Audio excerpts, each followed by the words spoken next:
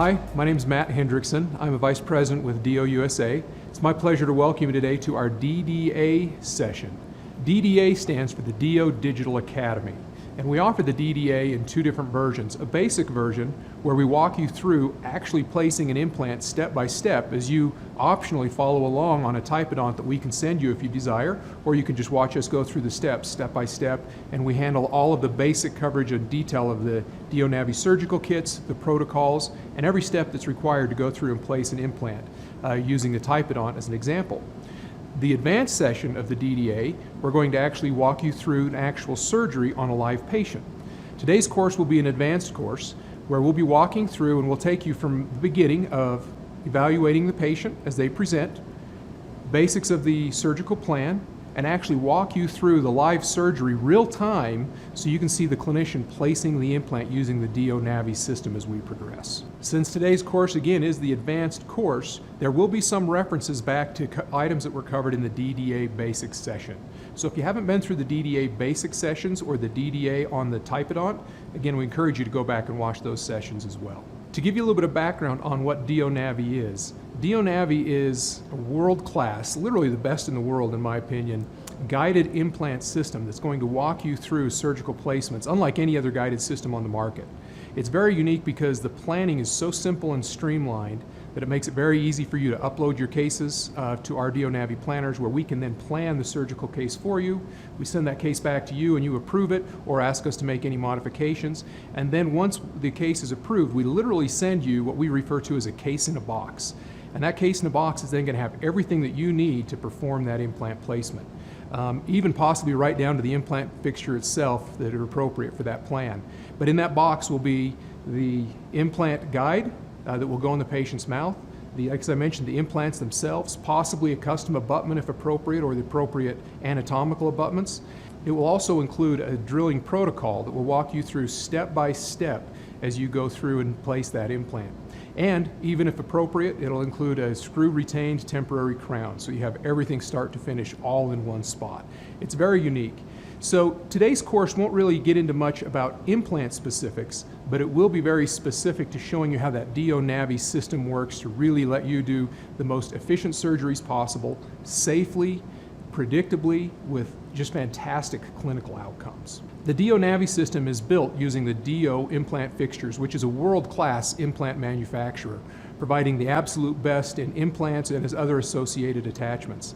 Also, Dio offers some really unique cutting-edge technologies, such as their UV activator, which is actually a chair-side UV activation system to absolutely provide the ultimate in hydrophilicity of the implant and maximize the speed that that implant integrates and is ready to restore. As you'll see as we go through this today also, the surgical guides are fit phenomenally and just provide absolute ultimate in accuracy as well.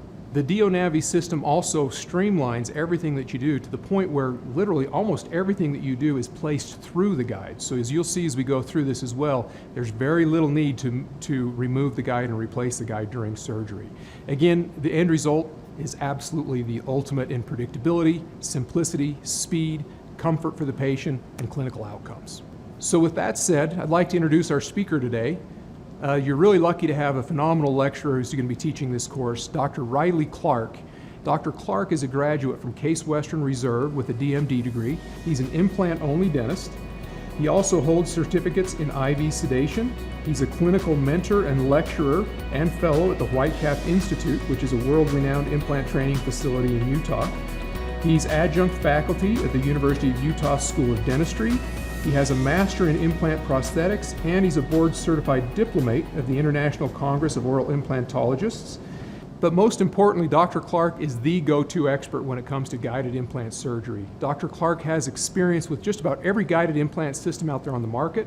In fact, he's consulted with many of the guided implant companies.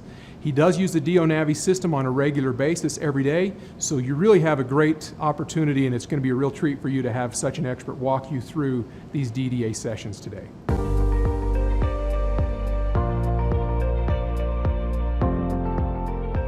Thanks for that introduction, Matt. I'm excited that you're able to join us for this DDA session. Let's go ahead and jump right in. So first topic, Dio Navi technology introduction and clinical value. I'm excited to talk about this with you as I've had a lot of experience working with other dental implant companies, dental implant guide companies, different laboratories, and I've seen what's out there, which makes what I'm about to share with you even more meaningful to me and in my practice, because it really is a level above the competition. Let's go ahead and get started. I want to play this quick little video for you to get started, okay?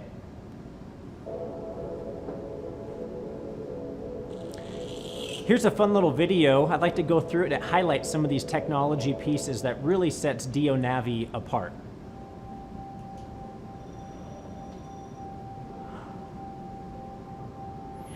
So here you're seeing an edentulous spot in the mandible. We're always going to start with a prosthetic tooth first. So a tooth is going to be placed in the virtual world, and we're going to make sure it is in the ideal geometry to match the final restoration.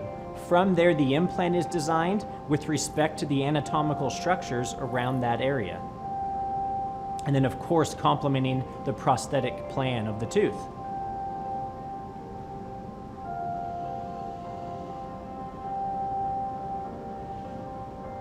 Here you're seeing the use of a special abutment called an anatomical abutment. That's going to be key in some of the workflows of the Dio Navi system. So here's the process, the implant coming right off the 3D printer. This 3D printer is specifically designed from Dio Navi to seamlessly work within their workflow.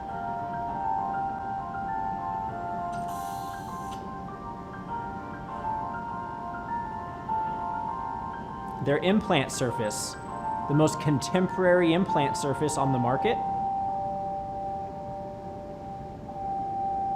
And now you're going to see that implant be supercharged, so to speak, with the chair-side UV activation process. This is going to enable the implant to be even more hydrophilic, lending itself to faster healing time and a stronger implant at the end of the day.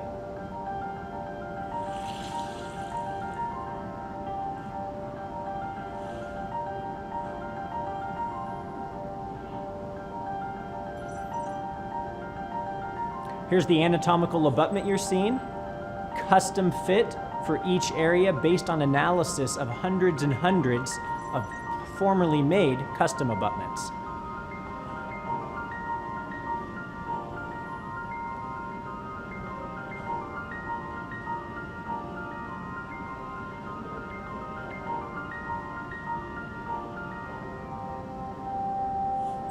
Now you're going to see the many clinical situations that the Dio Navi system is complementary to. Anywhere from edentulous areas, anterior aesthetic cases, posterior sinus cases, you name it, Dio Navi has a great solution for it.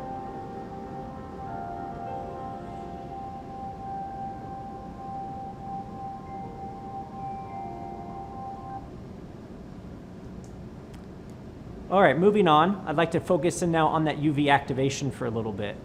Through this process of UV activation, the dental implant surface is removed of debris or hydrocarbons that can build up on the surface of the implant, producing a more hydrophilic implant.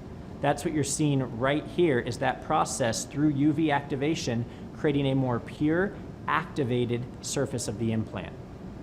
Here you're seeing a competition test, if you will, between two other hydrophilic implant surfaces and the Dio UV surface. Amazing to see that hydrophilic property with a chair side activation. Really, really impressive.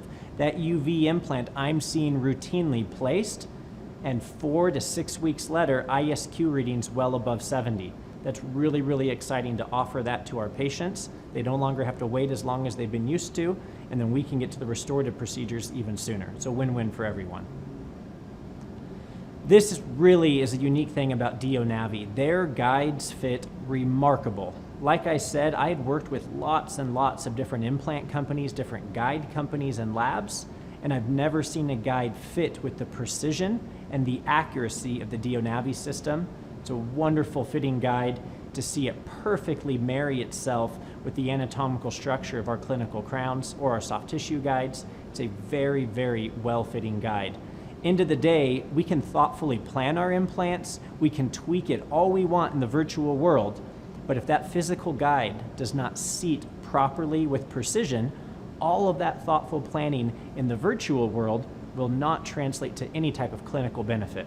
And so I really appreciate a wonderful fitting guide, really, really important to a final outcome that we're really proud of.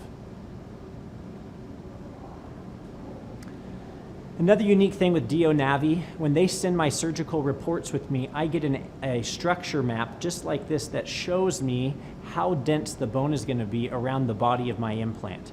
If I'm preparing for my drilling protocol, whether I want to undersize the osteotomy or make it a true size, if I'm considering primary stability for immediate loading, a topography map like this helps me understand what type of density we're going to be experiencing while drilling.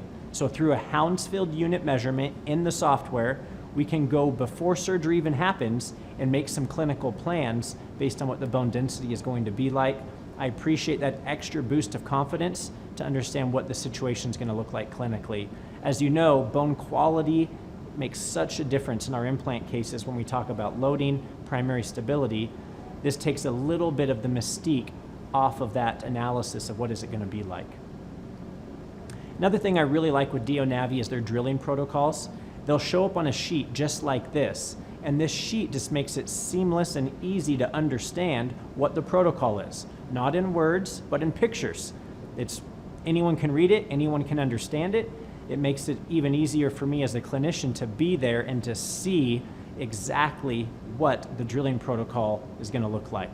As you can see at the bottom, there's a D3 step where you would end after density 3, and then there's a D2 or D1 step, giving you some insight to what you might undersize your osteotomy as in preparation for primary stability. I like this. It's thoughtful, it's clever, it's streamlined, it's easy, it's convenient. That might be a theme of just what the Dio Navi system is, and this little picture form of their drilling protocol kind of epitomizes that exactness of what Dio Navi can do for you. Makes it easy and simple for you, so you don't need to think any harder than you have to.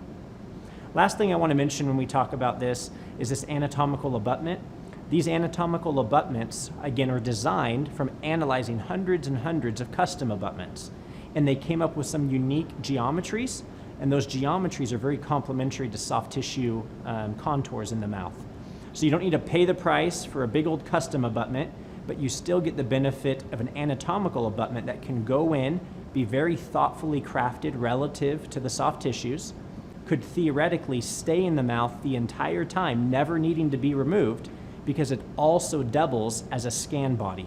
So this can be scanned in the mouth, and then from that impression, a final prosthetic can be planned. I appreciate the thoughtfulness with soft tissue. Soft tissue, we know that if we can put an abutment in early and leave it undisrupted, then with that, we will have a long-term soft tissue connection around these titanium surfaces. And so I love the idea of an anatomical abutment going in the day of surgery, staying in because it does not need to be removed for impression taking, and then being our final abutment if that's what you choose. It's a really clever abutment. It's a little more economical. It's very thoughtful to soft tissue. I think it's a very, very clever idea. They come in a variety of sizes, as I mentioned. You're seeing some of the size options right there based on anatomy, based on size and shape of the surrounding teeth and tissues. You'd select the right one from that. It's all done in the digital world, though, for you. So in the digital world, they can measure, look at that, hand select the right one for you. Just a couple of more slides I have here. This is a really cool case I did just a couple of weeks ago. What I love with this slide here is it really highlights, in essence, what the Dio Navi system does for me, for my practice, and my patients. This patient came in under 15 minutes. All of those implants went in with the guide, with surgical precision. The patient left thinking, have we even started? I love a system that lets the patient feel like they're a king or queen. I love a system that lets me as the clinician feel like I'm doing a great job for my patient, saving time, saving stress, and to get 3 implants just like that, parallel, thoughtfully planned relative to our prosthetics in a way that is efficient, good use of time, everyone is winning. My patients appreciate it, my clinic appreciates it, I certainly appreciate it as the clinician. I think that tells a big story right there. So when we talk about this technology and how does it really benefit us as providers, I think that X-ray tells the whole story right there. Maybe one last little thought. What I love also with Dio Navi, it's this idea of a case in a box. And so one case gets sent to me, I open it up, it has my implants, my guides, my healing abutment, or my custom abutment, or my anatomical abutment, with a prosthetic crown, with my drilling protocol, all in one box. In terms of organizing our implant cases, coordinating with this lab, or this manufacturer, this really streamlines it. There's only one place, Dio Navi, I talk to them, and they get the whole thing from A to Z figured out for me, and it just makes it a lot easier for organizing our cases. I really appreciate what the case in the box can do. And so those are some of the things that I think are highlights of the Dio Navi system, how the technology benefits you, me, and the patient. I hope you enjoyed that. Let's keep moving forward.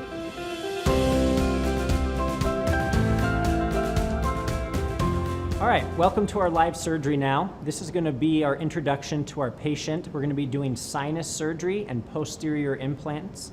So let's go ahead and take a look at some of these slides. Here we have a 30-year-old female, good health patient, happens to be missing posterior teeth, one anterior tooth. We're excited to plan implants for her in the upper left in this video series. Let me go ahead and show you an occlusal view. You can see good broad bone. Tissue is thick and nicely keratinized over the crest of the ridge. That will be our surgical site there, just distal of number 12. So we're going to be doing a number 13 into native bone, and then a number 14 into the sinus with a small sinus lift to create a little bit more vertical space. Here's one more view of the soft tissue. You see a little bit of trauma from her removable partial denture that she wears. She's excited to get rid of this with this surgery. This is going to be a really exciting time for her. Let's jump into the CT and take a look at the anatomical structure of the bone. So here's number 13. As you can see, a kind of a weird radiolucency in the bone. So decent bone quality other than that low density area. I'm not concerned with it. I've thoroughly examined the area. I don't see any foreign body or any concern there. I think that's going to be just fine, but that is where our number 13 implant is going to go, is right there. Number 14 implant, as you see, we have a little bit of a low sinus. I can get just barely a 7 in there without any grafting. My hope is to do at least an 8.5, maybe a 10 millimeter length implant. And so we're going to lift the sinus anywhere from 3 to 5-6 millimeters is my guess today. But you can see good bone quality for posterior maxilla. Overall, I think this is going to be a great case. I don't see any red flags.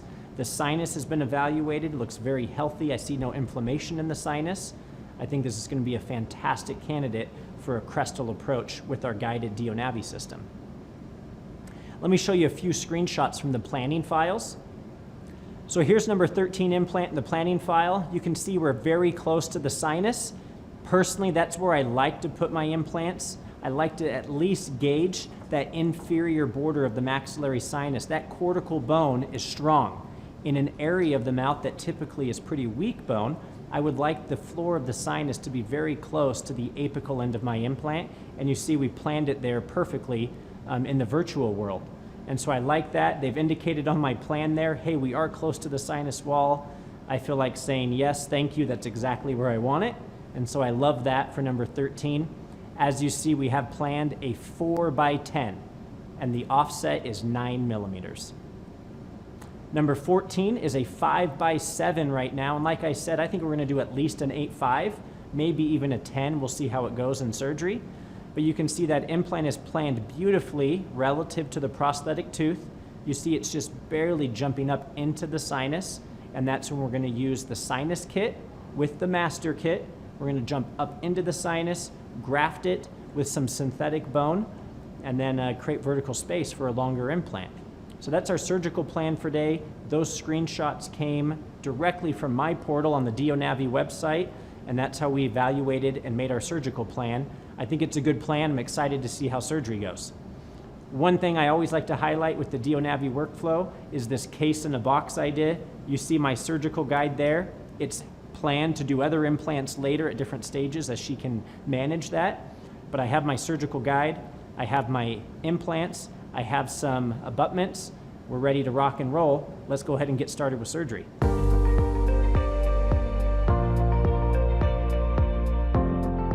Okay, here's our patient for number 13 and 14.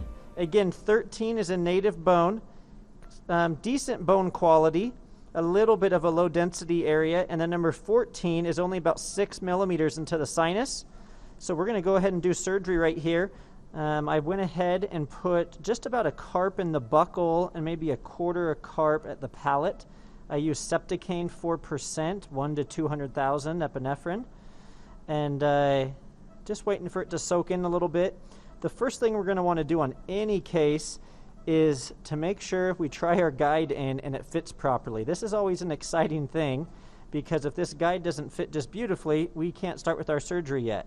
So I'm going to go ahead and roughly seat it, and then once I feel like we're lined up, I'm going to put some good pressure, and this one literally clicked into place, which I will take. And then my eye likes to look right around here. Make sure it's sitting nicely. Buccal contour. You're seeing same thing right here. Same right over there. And if I get a mirror, you can check the distal areas as well. All these little windows are there to help you visualize the guide seated everywhere. Real big for me if you can. Beautiful. That right there is beautiful. That could belong in a textbook. Look at that. Beautiful fitting guide. No rocking or anything. Where we're going to focus right now is in this site.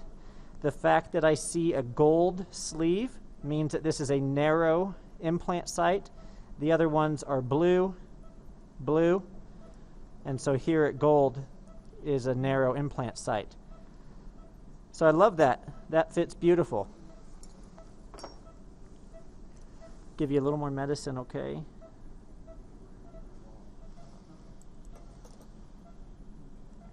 Okay, the guide is seated properly. The patient is numb. I now need to refer to my drilling protocols for number 13 and 14. I'm going to go ahead and do 13 first, get it all the way to completion, and then I'm going to do number 14, okay? So number 13 drilling protocol, we'll start with a tissue punch and a bone flattening drill. Just falls right there. So here's our tissue punch. Again, it has a radial or radius blade here. As we tissue punch circumferentially, this will also scrape the top of the bone, getting that bone or getting the soft tissue off the bone. I love this tissue punch. Because the tissue punch and the bone flattening drill are the same for 13 and 14, I will go ahead and use those both at the same time. So I'm going to go 13, 14 here. Go ahead and turn way to your right. Way over and real big. Is that as big as you open? Uh-huh. Right looking. No.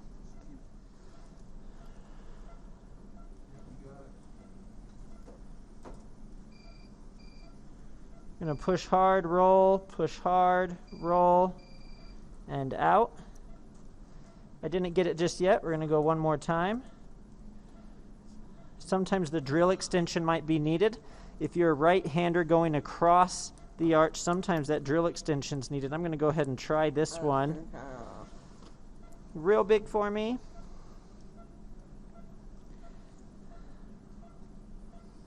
I'm going to push down. I like a little wiggle. Push hard. That typically does it. There's the tissue. I'm going to see if the assistant can suck that out with the suction. Beautiful. We're going to go and do the back one now. Push hard, little wiggle, push hard. Got some of it, not all of it.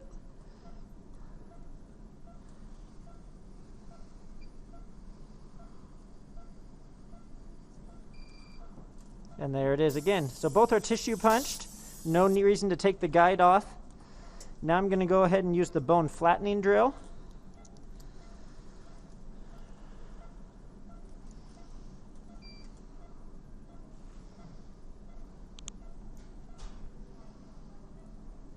Just to that first black line. That's plenty. A little bit of bone there. We're going to irrigate.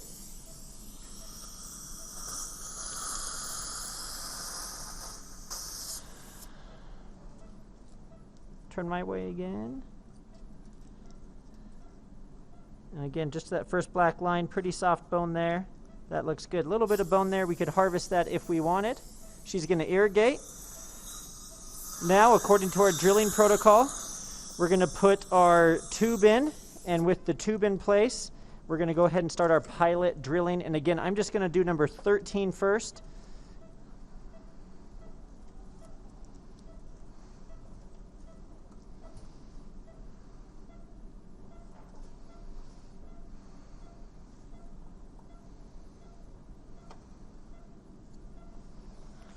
Okay, so here's our drill tube. This is going to go into place into the guide sleeve.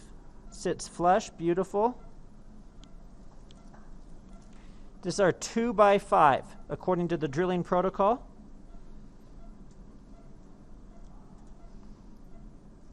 All the way to depth and out, and then we're going to irrigate in between.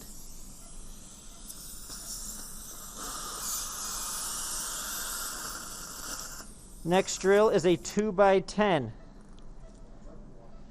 Okay. So now we have a 2x10, real big for me.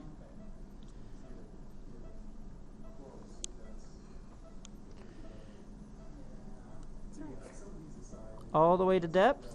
Beautiful. And out. I'm going to go ahead and take this sleeve out. Now, according to the drilling protocol, it's a 2 7x5. So 2 7x5 all the way down and out.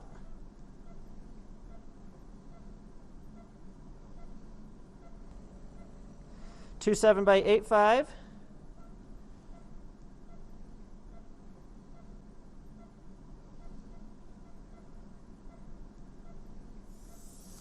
And a 2 7x10.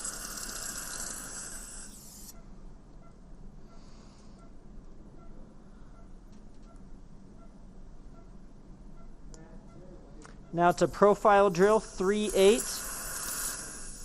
profile, and then it's time for the implant. So this is our 3/8 profile. As a review, the bottom of the black line is what my recipe is asking for. That's the drilling protocol. So I'm going to drill this right to the bottom of the black line. Right there. This normally has a lot of bone harvesting.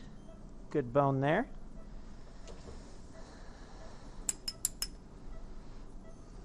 I'm saving a little bit of that bone, and I'm going to mix it in with our bone graft for the sinus. So now it's time to put our implant in. Changing my motor speed.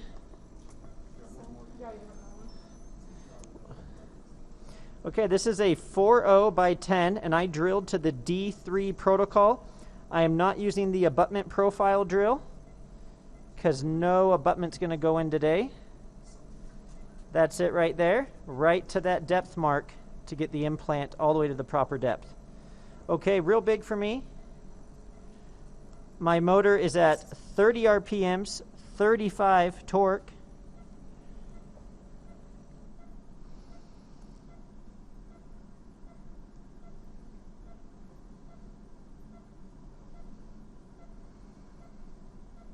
Just about there. Starting to bind up a little bit. I don't mind that. We're going to use a hand torque and do the rest.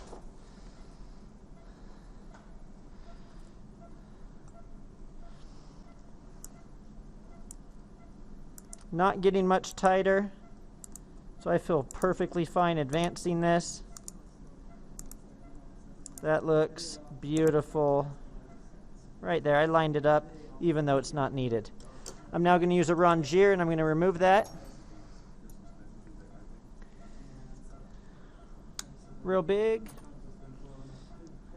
Little wiggle. There we go. Let's go ahead and take an x-ray. I'm going to take the guide off, and we'll take an x-ray of this site.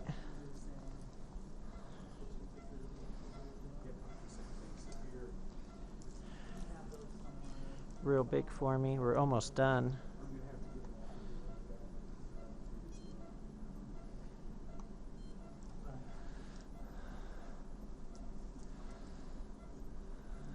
Okay, that looks good. Okay, now number 14. All right, that implant looks great. I'm going to let it just sit there, and let's go ahead and do number 14. If you look at number 14's drilling protocol, it looks quite a bit different than the other one, and that's because this is a sinus drilling protocol. You're going to notice some yellow stoppers and some blue stoppers being used on top of the drills. You're going to be using your sinus kit. That's where you find those stoppers. So you're going to be using your master kit and your sinus kit, both of those in conjunction with each other. Okay, so now it's time. I've already tissue punched and I already did a bone flattening drill, as you probably remember. So I'm going to go ahead and put our surgical guide tube in, and I have a 2x7 drill with a gold 4 stopper. And if you're wondering how I knew to use the 4 stopper, you would have to refer to the drilling protocol. The drilling protocol tells you that. This is part of approach the sinus wall phase, which is phase 1 of our drilling protocol. So I'm going to use my drill tube. The drill tube is going to go in real big. And now with this in place, you can see there's only a little bit that I'm drilling with. I'm going to go ahead and drill here all the way to depth. Good. And we're going to come out. Open big. She's going to irrigate that. And then my drilling protocol next is a 2-7x7 with the 4 stopper.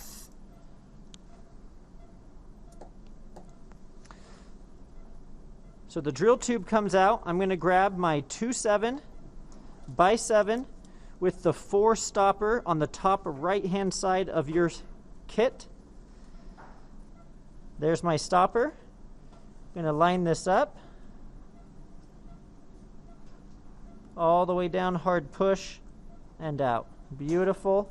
Next is a 3-2x7.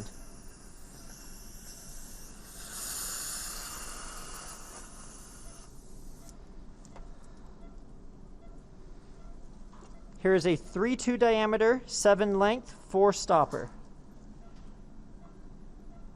All the way down and up. Now it's time to create the opening into the sinus. The sinus protocol asks for a 17 drill, so the 17 sinus drill, this is found in your sinus kit, with the 3 stopper. So the 3 stopper, as a reminder, the sinus drill goes all the way down to 10 RPMs, so very slow drilling.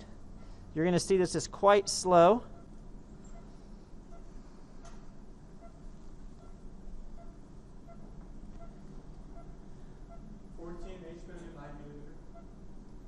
Hard push and out. Be the same every Okay. time. These never change. Next step is the sinus pusher with 18 millimeter length, again with the 3 stopper. So this is essentially going 1 millimeter more. This is the drill that is going to be pushing just barely into the sinus. Real big. Only a millimeter here, really firm pressure.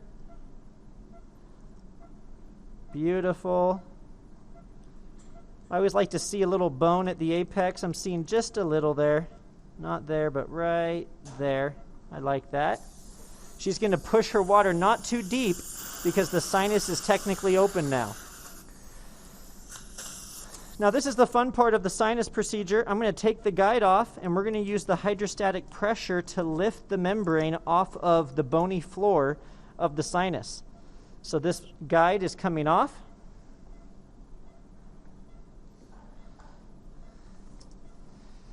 Here we have our hydrostatic pressure tool. This little handle helps me actually hold the nozzle in place. And then my other hand has a syringe. There's sterile saline inside here. And I have about 2 cc's loaded up. I'm only going to push up about half a cc. They say 0.6 on the protocol. So how this works, I'm going to take this, I'm going to hold this right there, seating that properly, making sure no water spills out. My assistant, her job is to keep her eyes there and make sure nothing spills out because my eyes are going to be focused right here on the syringe. And I'm going to push about 1/10 of a cc at a time. So there's about 1/10, then I let go. See the back pressure? 1/10 more, and I let go. A little bit of back pressure. 1/10 more, back pressure. 1/10 more, and some back pressure. So I'm almost at a half cc right now. Right now we've done a total of 1/2 cc. I'm going to let it go. I'm going to lift just a little bit more. A drilling protocol says 0.6, so I'm going to do 0.6. Sometimes I do a little more, but I'm going to be a good boy today and follow the recipe. So there's 0.6, let go. Now my eyes are going to come here, and when this comes off, you might see some fluid come out. I don't right now. Let's get a mirror in there, and let's take a look.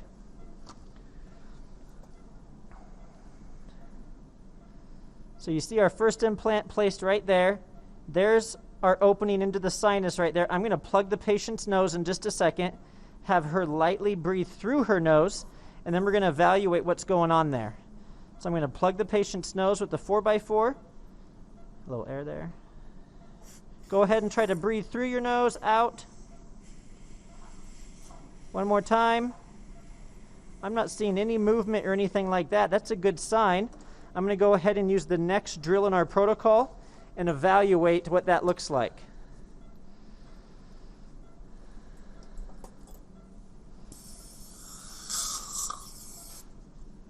I'd like for you to see that water movement a little bit more.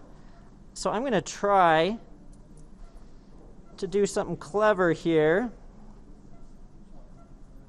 I'm going to get the guide back in place. Beautiful. I'm going to use this next drill, and then I'm going to do the sinus hydrostatic lift one more time, just because I want you to see that. So I'm going to go up to the 19 drill, which is the next drill in the protocol, with the 3 stopper. And with the 3 stopper, this is going to push an extra millimeter down into the sinus.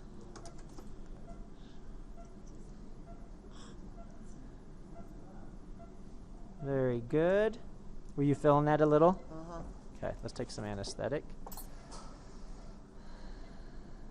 Let's take the guide off just because it's going to come off anyways.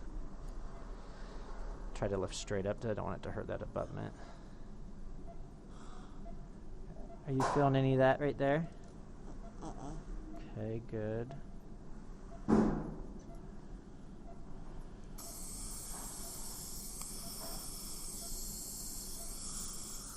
I think we've got you there. So I've just drilled a little bit more. I want to just try this one more time because I'd like you to see a more meaningful visual of what we're trying to accomplish here. I think we've accomplished it, but I want you to see it a little better. So again, I create a good seal here.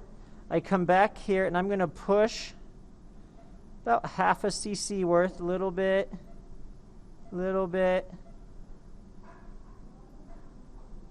That's it right there. That's another 0.6. I'm going to go ahead and take that off, and now you're seeing the water run out a little better. So watch this. Plug the patient's nose, blow through your nose. See the water run out. One more time. Okay, a little suction for her. All right, let's try that one more time. Blow through your nose. Good job. So you got to see it run out a little bit more. By creating more patency, you're just able to see the water, I think, flow through a little bit more. No air bubbles. That is called a Valsalva maneuver or a Valsalva test. I'm confident now that we can put bone into the sinus and start putting our implant in without any type of perforation there, because I did not see any air bubbles at all. So my bone of choice here, this is a beta tricalcium phosphate. It is mixed with the patient's plasma for a sticky bone application. I have 1/2 cc here. I'd like to use at least 60-70% of it. I think that's going to be just plenty. I'm going to go ahead and I'm going to use my bone packer here. My H value is 9, and because the H value is 9, then I'm going to go ahead and I'm going to use the 9 stopper on my bone packer. Okay? The H value is written on your surgical protocol at the very top. So when you find out what the bone plus gum height is, that's called your H value. Based on your H value, it determines what your bone condenser stopper height is. And again, that table is found on your your protocol.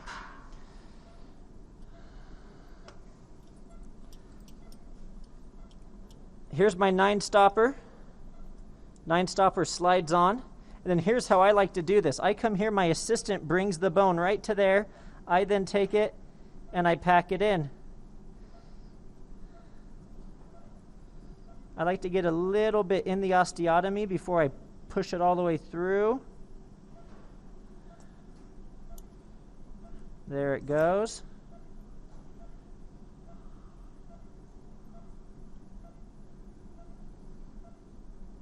Beautiful. Let's take some more. I'm going to pack half of the bone that I just showed you on that dish. And then I'm going to take a PA. Okay. And that PA is going to tell me exactly how well my bone pack is. Starting to clog up a little, so I made sure I pushed it all the way to depth. We got that all the way to depth. If it starts to clog up, you need to get one push all the way to depth. It's just clogging up in the osteotomy.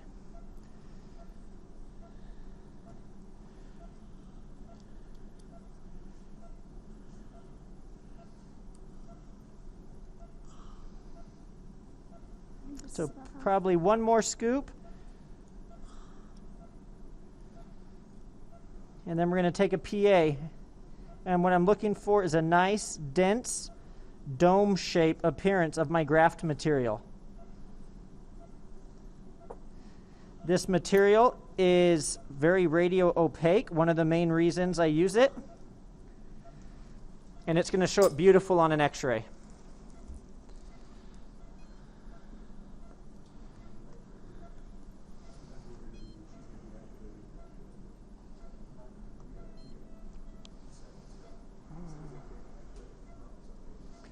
Beautiful. So I see that nice dome shape. I see the bone is densely put together.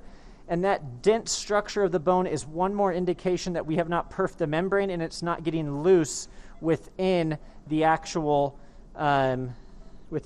sinus. So I'm going to pack in just a little bit more bone, and then we're going to put in our implant. If you noticed in the pre-surgery video, I told you there was a 5x7. We're actually going to place a 5x8.5.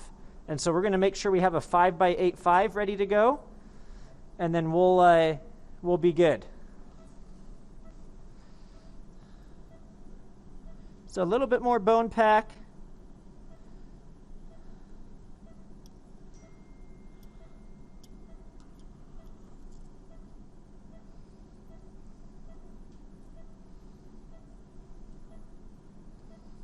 Is there ever a reason why you wouldn't use all of the bone, like the whole half cc? If you didn't lift it high enough, it would put undue pressure on it. Okay. Or if your assistant drops it. I bet I can find it. I don't want it. It's contaminated. Okay. Okay. So all the bone pack has been done. I particularly do not like the last visual in the bone disperse picture. I don't like sticking that other instrument and wiggling it around. And so I actually skip that step. I'm going to go now to my final drill, a 3/8x7. So the guide goes back on. Fits like a glove. Again, I got a little extra bone down there I want to get out. My assistant tried donating that. She has to take it now.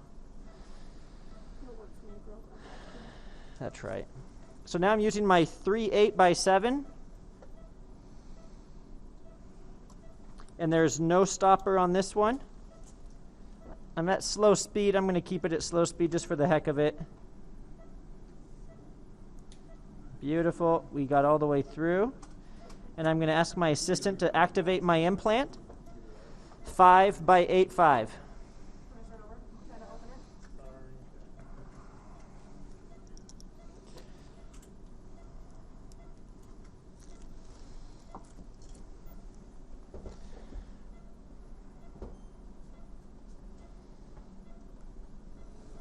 All right, my implant has been activated. This is a 5x8.5. There's my implant. My motor is at 30 RPMs at 35 Newton centimeters of torque. real big for me. These posterior ones can be a little tricky. Looks like we're going to get it in just fine though. Going to line it up. Go ahead and go pedal to the metal.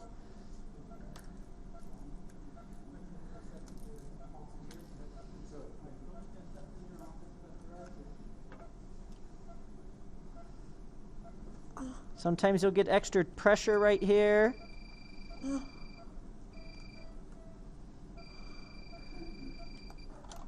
Beautiful, torqued out right at the final there. I love that. Let me get that out of there and we'll get an x-ray of both these implants together. I'm sorry you're feeling that. Is that some good pressure there?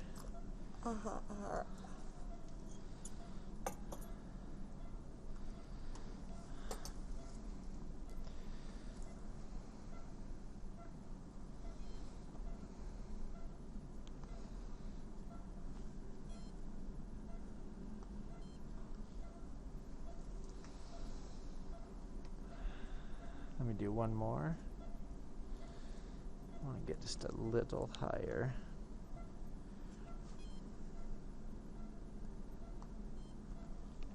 Okay, there's our x-ray. Looks beautiful. Implants look nice and parallel. You see the bone graft around our implant. What's not to love about that? Looking at keratinized tissue profile, we have good keratinized tissue, so I'm very happy with that. I think this could be a candidate for healing abutments. I want to check just one more thing, see how much bone we have around the implant. That looks great. I'm going to check torque values one time. If my torque values are 30 or more, I'm going to go ahead and elect to put in a healing abutment. Otherwise, these will be a cover screw. So I'm going to let that drop into the hex. There it goes. I've got good torque on the back one. The front one. Good torque there. These will both be healing abutments. I'm going to go ahead and irrigate out inside of these in preparation for the healing abutments. So again, sterile saline.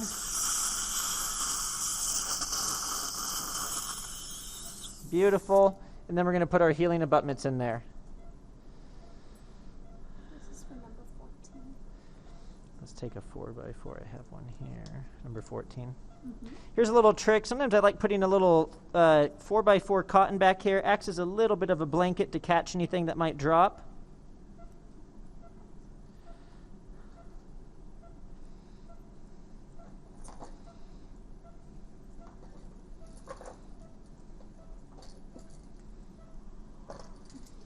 Just about down.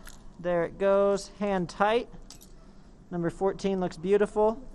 Here's number 13.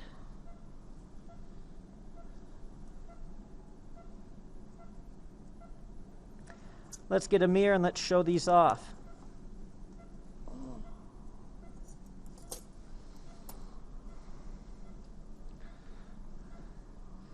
So there they are. There's number 14. There's number 13. Good keratinized tissue, good primary stability, beautiful position. That is a predictable workflow with a sinus lift, mind you. Hope you guys enjoyed. Have a good one.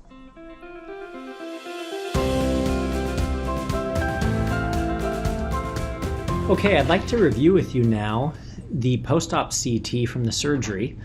I'm looking here at implant number 13, and I just want to highlight a few features of the implant placement that I like, that I think really highlight some important principles that we were shooting for in our preoperative planning.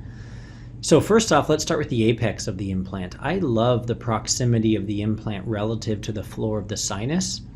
In this area of the jaw, posterior maxilla, we know that the bone density is typically a little weaker, lots of trabeculated bone. I think it's extremely advantageous to get that apex in very close proximity to the floor of the sinus. If you look at the far right in the sagittal slice, you see even more how nicely intimate the apex of this implant is with the floor of the sinus. So that's intentional. I think a lot of strength is gained from that. That's something I shoot for every time on these posterior maxillary implants. And then with a digital protocol, with the Dio Navi protocol, we can consistently, confidently, comfortably do that without any question or concern. So I love that. Notice the buccal plate is thick, it's robust. Palatal bone looks thick and robust. Obviously, you're seeing a little metal artifact around the implant, which is common on a CT, but it looks like we have really good bone all the way around this implant. Another thing I would highlight, if you look at the trajectory, it's pointing right at the clinical crown of the lower dentition. So we know as far as force management, this appears to be in a really nice ideal position. Obviously, that's not the most accurate way of measuring that, but it's always comforting when you see the crown down below and you know the implant's headed right at it. That's a great sign that this is going to be a good, thoughtful restoration with respect to force management. So I really like number 13. Nothing here I'd really change. You see it's a little bit subcrestal. We've got our healing abutment in there. It looks like a really tall healing abutment, but if you recall the surgery, it was just barely above the soft tissue. And so that's the right size healing abutment for the case, in my opinion. You maybe could go a little less, but I think this is the right size.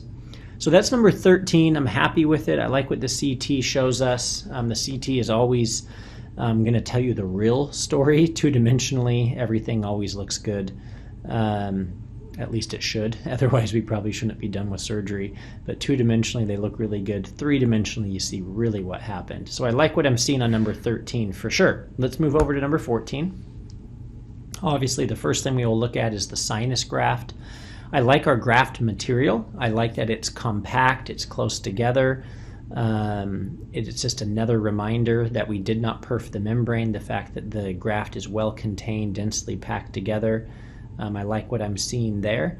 A little bit of style point loss, the fact that the graft doesn't make it all the way over to the medial wall. I don't see a big clinical outcome to it being that way, but you know, I think it's going to work just fine. There is bone all the way around the implant, which is great. We lifted it a good 6-7 millimeters, which is fantastic. I'm happy with how it looks. I think for full style points, I call it, it'd be nice if that graft went all the way over to the medial wall. But I'm really happy what we've done. The implant's probably in about 50 to 60% native bone, and then maybe 40-50% in our graft material. So I like what I see there from a graft standpoint.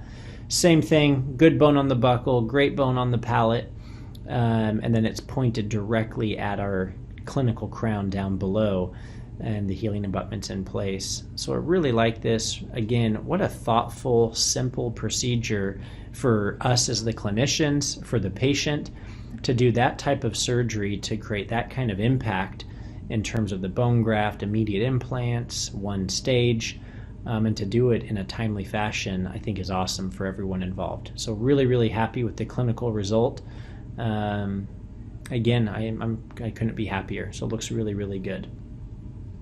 With that said, I hope you like that surgery. I hope you like these post-operative x-rays that hopefully kind of bring some, closure or full circle to the actual clinical case.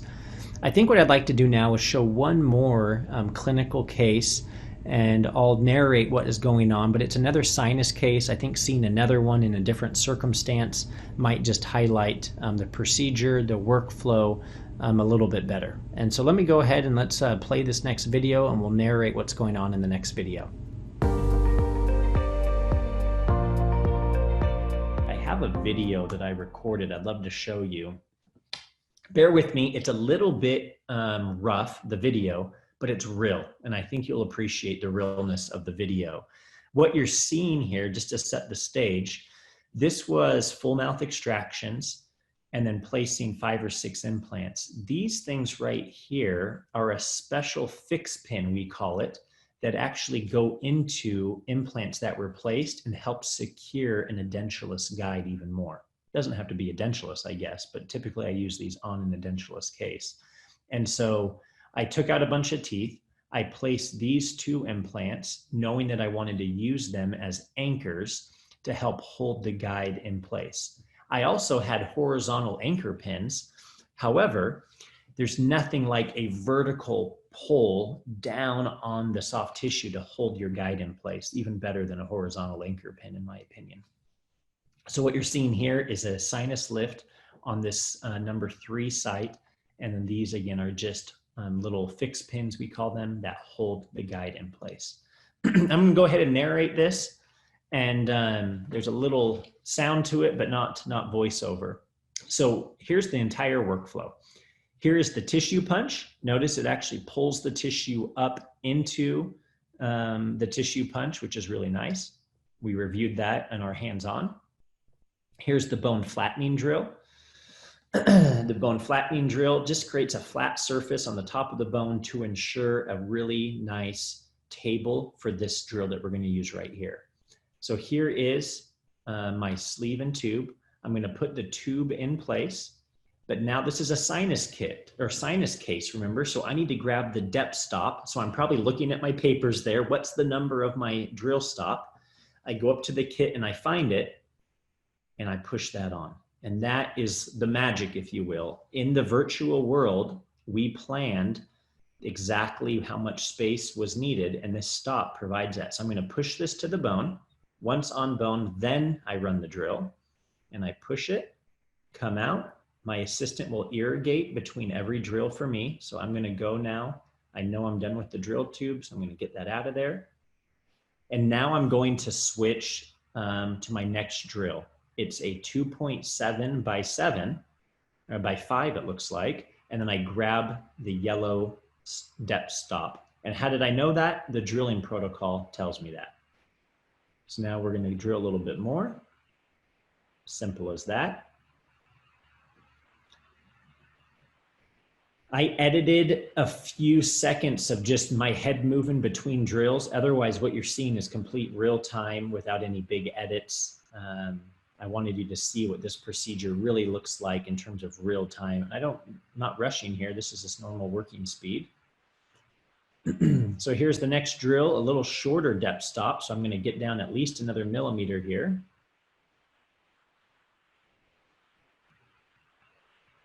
And now I believe we'll see, I've got one more drill. This is my 3.2 diameter drill. I'm stilling that depth stop again, following the recipe that was given to me. Just widening the osteotomy now to 3.2. With the osteotomy now at 3.2, I'm going to go to the sinus kit and grab my sinus drills. I'm just checking to make sure it's the right length. This is the 17 length with a depth stop. Looks like the pink one's the right one. And this is extremely slow speed. So I'm going to take a second here to change the speed on my motor. That's what the delay is right here. And then with the speed slowed down, we're going to go ahead and run this. And this is almost just pushing the bone, if you will, very gently to gain access to the sinus. So that should be just barely to the sinus, really slow speed. And this next one is the one that's actually going to push through, if you will, and actually gain access to the sinus cavity. And so this is a little bit longer drill or just a shorter depth stop that does the same thing for you. And you'll probably see this kind of push and drop. Not so much of a visual there, but now I know I'm in the sinus per the drilling protocol. Obviously, when you irrigate, I don't want that needle tip pushed very deep into the sinus cavity at this point. Just barely put that in, just a little irrigation. I'm removing these fixed pins to remove the guide so I can do the hydro lift here in just a second.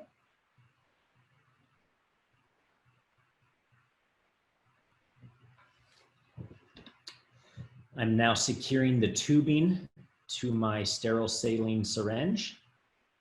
And then I'm going to grab the membrane lifter. I'm going to put the handle on it and then hook up the tubing. And just like you saw in that other video, I'm making sure I've got water primed on it. I've got to prime the pump. And then I'm going to seat this. And I wiggle this around a little bit so you can see you don't want to be too tight with this. Otherwise, it will kind of bend and flex. So just enough where you get a seal, and your assistant can be extremely helpful to make sure you have a good seal, because I believe your eyes should be on the syringe watching what you push. I think that is more important. Just a good steady hold there. And then that scared me right there. It kind of pushed through and I didn't feel any back pressure, but I didn't perf. Thank goodness. But did you notice it kind of went a little bit quick there? And so now I'm just slowly pushing, getting to about 0.6 cc's. That's what my drilling protocol recommends. I went a little bit more than that. I like at least 0.8, maybe even 1 cc of total volume. Now check this out. Here's the nose test. No bubbles. I'm seeing the saline, but look at, I see the little hole. There is certainly no perforation. That's a beautiful video there to capture that. That's probably the best part of my video there. I should have stopped it there because now the rest gets a little blurry. I have to do one more drill to create even extra patency so that I can pack my bone. So I'm going to go ahead and run one more drill, and now it's even more patent at the end. And now here's bone packing. This is sticky bone. So I drew some of the patient's blood, spun it for just a couple of minutes, took that serum layer, injected it into my beta tricalcium phosphate. And now, once I get the patient open, I'm going to take that bone and push it on. Notice the depth stop again on my bone packer. There's a purple depth stop there, and I apologize for the blurriness there. This camera's a little new for me, and I didn't do a great job here, so bear with me. It gets a little better here. But I'm going to pack the bone in, and I will say this step right here, although I think it looks kind of easy, it is where most clinicians stumble a little bit, and they make this harder than it needs to be. This opening is only 3.2 millimeters, which is a little bit smaller than what a lot of people are probably doing when they're doing crestal lifts. You typically are opening to your final diameter and then lifting. When you have an opening that's only 3.2 millimeters, packing the bone can sometimes get clogged. And notice how I take this to depth every couple of pushes. So I'm pushing a little bit, and then I will take this all the way to depth here in just a second. And that's right there. And that's really important to create true patency through that osteotomy. If you don't do that, you will clog that area up. And by clogging it up, it gets extremely frustrating, and it's kind of nerve-wracking. So that's a cc of bone. And I typically place half of it and then take a PA, and I determine if I want to place any more. I was filming this. I went ahead and just placed all of it. You're going to see this takes a little bit of a second, but I placed every bit of 1 cc, and then I put the implant in. I felt like we had a good lift, but you're going to see in a second, I probably put even more bone than we needed in. I should have done a longer implant, might be my regret on this case. But you're going to see I went ahead and I'm packing bone, again, making sure I push to depth, and that depth stop is ensuring I don't push too deep and hurt the membrane. A little bit more bone. Again, I didn't want to edit anything out. I wanted you to see this whole thing in real time, and so this gets a little repetitive here. But we're going to pack more bone. Isn't that sticky bone nice for handling? If you aren't using sticky bone, you probably are like, that looks a lot easier than it should be. And if you just have loose particles, oh my gosh, they go running everywhere. About half of it makes it into the sinus, and the other half gets sucked up through your surgical suction because they fall to the back of the mouth. And so that sticky bone is amazing. I mean, even though, I mean, it has obviously some biologic properties, which is fantastic, but you have to wonder if even the physical properties are even just as impressive, I should say, because handling the bone like this is just so much easier than different methodologies. I've used the different bone trumpets and amalgam carriers and all those different techniques.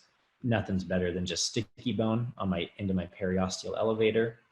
And I just bring it to my surgical site and then pack in just like you're seeing. Okay, so done bone packing. Now I'm putting the surgical guide back on. I want the guide accuracy for the implant. And so I'm going to load up the dental implant here in just a second. And then we're going to put that dental implant in. So there's our dental implant, loaded it up. This was a 5x8.5, I believe. It might have even been a 5.5. No, I think that it's a 5x8.5. Sorry again that it's a little blurry there, but you see it going in. There's those little tabs at the top of that fixture driver. Those are depth stops. I want that to be flush with the surgical guide. I'm now maxed out at torque, and I'm just kind of hand cranking it. You always get a little excessive torque reading because the guide and the driver friction. And so I don't mind doing a little hand pumping there to get that down a little further. So I'm going to take one more view at it. There it is in place, and that's the surgery. That's real time. So I think we were about 10 minutes on that case, start to finish, in terms of that single site. Obviously, I had the whole mouth or the whole arch to do. But that's awesome. 10 minutes, 12 minutes for that procedure, start to finish, very predictable. And hands down, where I spent most of my time is just packing the bone. The other parts of the process are pretty straightforward. How neat to use technology and take a procedure that can be a little bit more ambiguous, a little bit more maybe challenging, and take it and make it very, very straightforward and simple like that. That's phenomenal. Here are my post-op CTs on this particular case. So this is the case I just showed you. I packed a lot of bone. We should have probably done a 10 millimeter length implant there, maybe even an 11.5. But again, I knew I was filming this, and I kind of just wanted to show you guys, look at that bone graft. I measured it from the top here. That's where my sinus ends. So the graft was 8.2 millimeters of lift. And so really nice lift there. To do that with a crestal approach is phenomenal in my opinion. Obviously, some of that will come down just a little bit, but that's a great bone fill right there. Again, that's a clinical case that I appreciate in terms of my contribution to it. The stress, the workflow for me is awesome. The patient to have a service like that is just phenomenal as well. They're always really impressed, if they're not sedated, how quick these procedures go. They're expecting some big extended surgery, and that's just not necessarily what implant surgery is today. There can be cases where it's like that, but under the right circumstances, these are pretty straightforward. I chose to put a cover screw on here. I didn't love his soft tissue profile. I felt like I could move some keratinized tissue later. I don't know if you noticed that there wasn't a lot of keratinized tissue. So I'll do an apical repositioned flap later on this case, and that's why it's a two-stage approach in this instance. Thank you all for joining us for the session today. I'm sure that you got a lot of great information out from this course.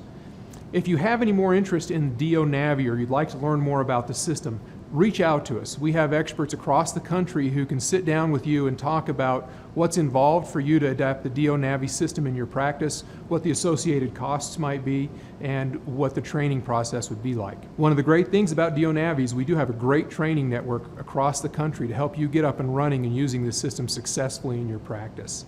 And the cost will probably be a lot less than you think. And we offer some unique things as far as packages go, where unlike the traditional method where you buy all the implant pieces, which is an option, with DIOnavi we offer some really exciting and really attractive pricing promotions where you can pay for the case. Again, as you've seen, we can deliver you this case in a box, and that's the beauty that makes this surgery so simple and so fast and so predictable. And we can also offer you a set price on that case in a box, so you know exactly what your costs are going to be before you even propose the treatment to the patient. And it also makes paying for that very, very easy with all of the associated pieces that you need. So reach out to us, we'll get you in touch with your local person, and we can help you understand what those associated investments might be. Again, I'd also like to remind you that there are multiple sessions of these DDA courses. Again, both the basic course and the advanced course. Basic being the courses we teach on the typodont, and the advanced courses being the ones that we do on the live patients. And each one of those courses will be covering a different type of a case. So I really encourage you to go back and watch the entire series. It'll be a great educational opportunity for you, and I know it can ultimately benefit your patients. Again, I'd like to thank all of you for attending, and thank Dr. Clark for covering the content today. And most importantly, hopefully we've achieved our goal of helping you run the most successful implant practice possible, where you can deliver the most predictable and successful clinical outcomes for your patients.